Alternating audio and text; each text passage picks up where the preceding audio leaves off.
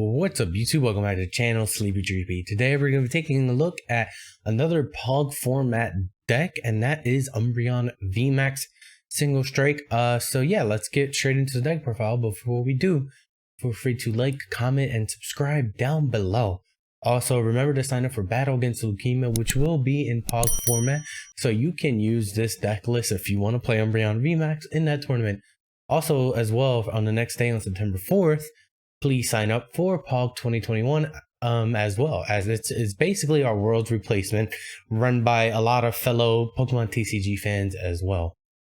So Battle Against Leukemia September 3rd and POG 2021 it is September 4th. So yeah, feel free to sign up for both. I'll have full details and links down in the description below. Now let's get on with the deck profile.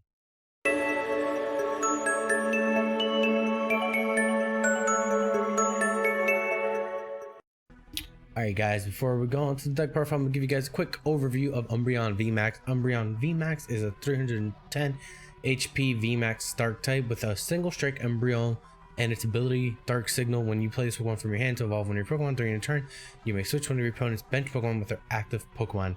This has very Rocket GX feels to it if you played around that era. I didn't personally, but you can already tell like this kind of card is very good on its own as a support.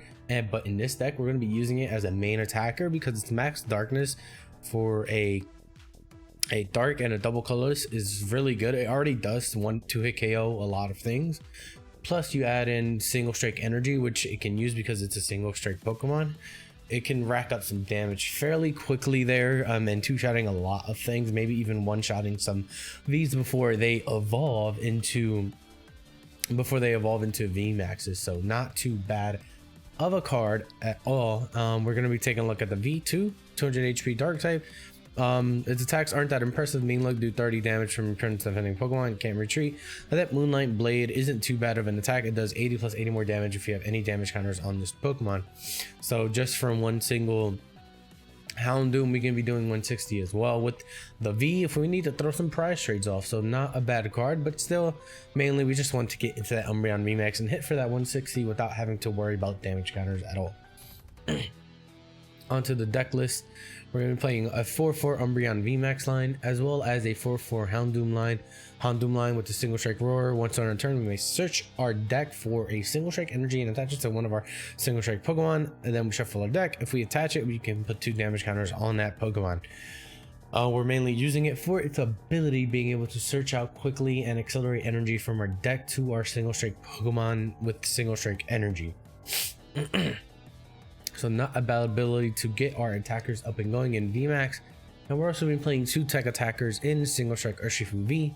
Its impact blows a decent amount of damage, doing 180 damage, and again we can always rack that damage up with single strike energy.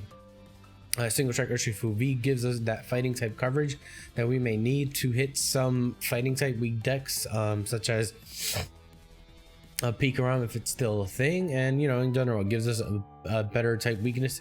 If we're playing against a grass deck, we can go ahead and attack with this instead of Vaporeon VMAX, which is weak to grass.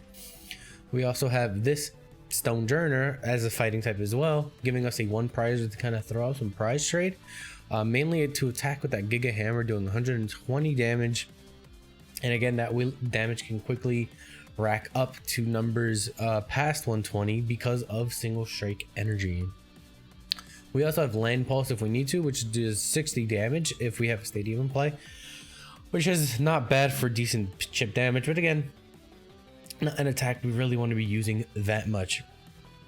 Onto our supports, we are playing the Dene and Crobat for draw, as well as Mew to protect our Houndooms from any snipe damage.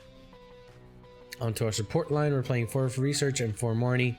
We want to be able to set up fairly quickly. We want to set up multiple Houndooms in a turn, as well as at least 1 Umbreon V on turn 1. So right, we're using a heavy draw engine with the Dene and Crobat as well to be able to do that.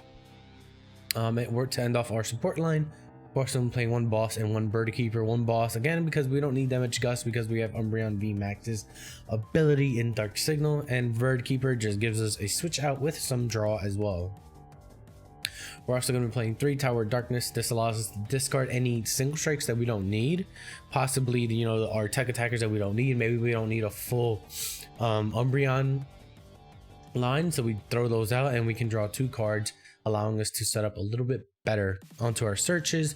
We're going to be playing 4 Quick Ball, 2 Level Balls, 2 Pokecom, and 1 Evolution Incense. All of this should help us get out what we need on turn 1.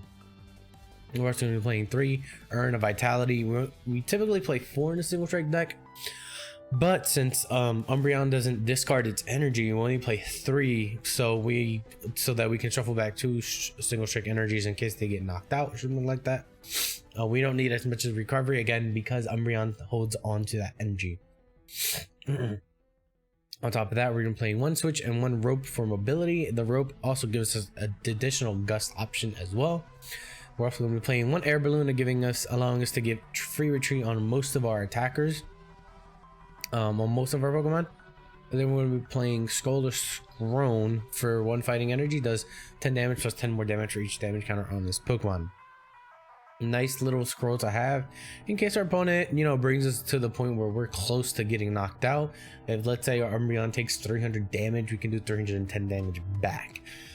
So not a bad card to have. And then that damage scales with every single strike energy we have attacked, so not bad. That can bring us into KO ranges, so not bad at all. And onto our energies to finish off the deck.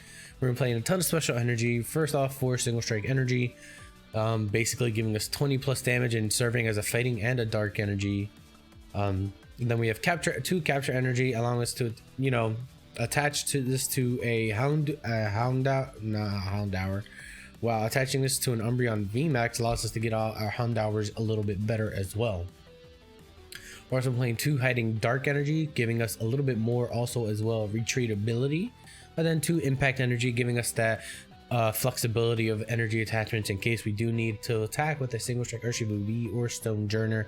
We do have kind of like rainbow-ish energy that we can just attach to anybody if we need to. So yeah, that is the deck profile of Umbreon VMAX being the main attacker in the deck. So not a bad attacker at all, because it does shot a lot of things, and it has that dark signal ability as well. Alright guys, I hope you guys enjoyed that deck profile of Umbreon VMAX. Single strike, kind of like a toolboxy deck. Again, this deck does take a little bit of setup because of the Houndours and Houndooms, but it could be decent because of that gustability and being able to attack with Umbreon VMAX fairly easy and consistent. And I think it's a little bit better than the single strike Urshifu because you don't have to dump your energy and reset it up. If Umbreon VMAX is set up and it doesn't get KO'd, you can attack again with that turn again. Meanwhile, with the single strike Urshifu V, you need to kind of get that energy back up and going. So not bad at all. But yeah, let me know what you think of the deck profile down below. Subscribe, like, and comment down as well below. And remember, sign up for Battle Against Leukemia and POG 2021. Full details down in the description below. Hope you guys have a good day, and peace.